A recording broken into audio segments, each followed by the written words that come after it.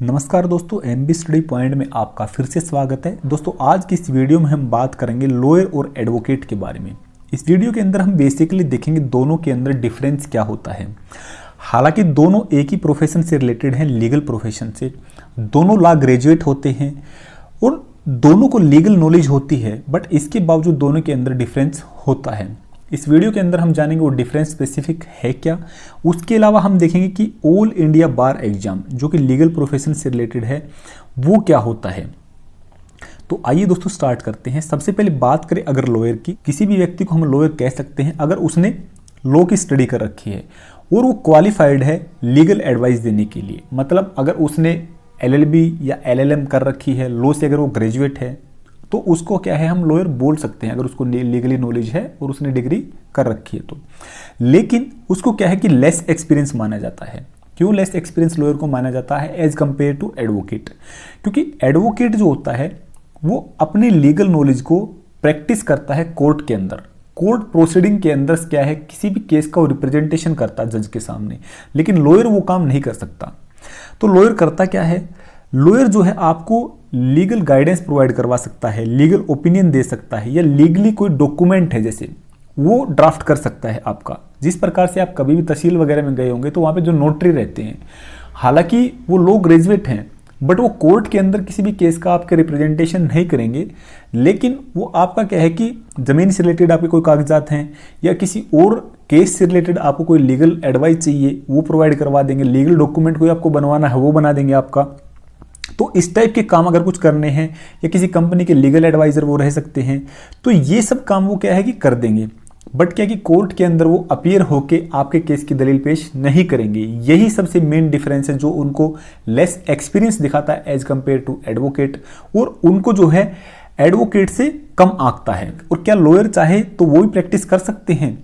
जी बिल्कुल कर सकते हैं, बट उससे पहले उनको क्या है कि ऑल इंडिया बार काउंसिल एक एग्जाम कंडक्ट कराती है ईयरली।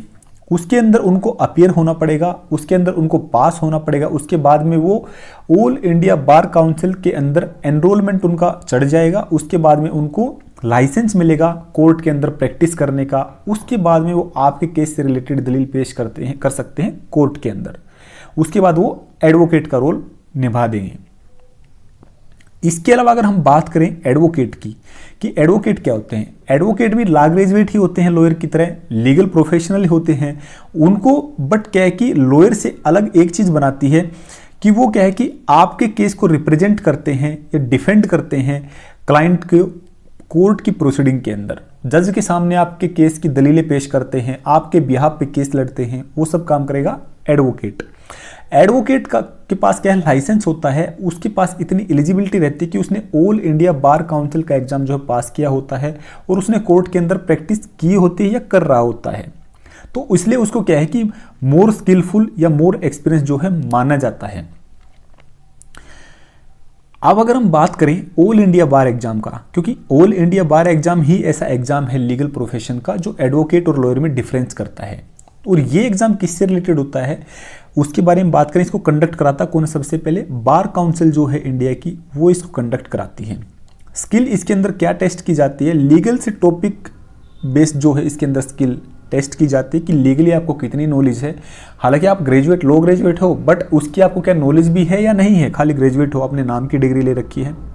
दूसरा ऑब्जेक्टिव टाइप इसके अंदर क्वेश्चन होता है और 3 आवर्स का ये एग्जाम आपका रहता है। ओपन बुक एग्जाम रहता है। ओपन बुक एग्जाम मतलब क्या है कि आप बुक का या हेल्प बुक वगैरह जो है आप एग्जाम के अंदर लेके बैठते हैं, बट आपको उसके अंदर अच्छा खासा स्कोर करना पड़ता है।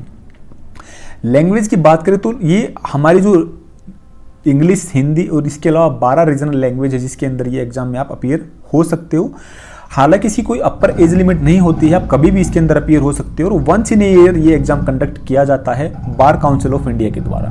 तो अगर कोई मान लो लॉ ग्रेजुएट है और वो उसके पास लॉयर से रिलेटेड जो है नॉलेज, लीगली नॉलेज उसके पास है, वो लीगल एडवाइस प्रोवाइड कराता है, तो वो लॉयर का काम कर रहा है। लेकिन अगर वो बार काउंसिल ऑफ इंडिया जो एग्जाम कंडक्ट कराती है, अगर वो इसके अंदर अपीयर होके एलिजिबल हो जाता है, उसको लाइसेंस मिल जाता है कोर्ट के अंदर प्रैक्टिस करने का या कोर्ट के अंदर किसी भी आदमी के बिहाफ पे केस लड़ने का, तो उसके बाद में उसको हम एडवोकेट बोलेंगे। बेसिकली यही डिफरेंस इसके अंदर होता है।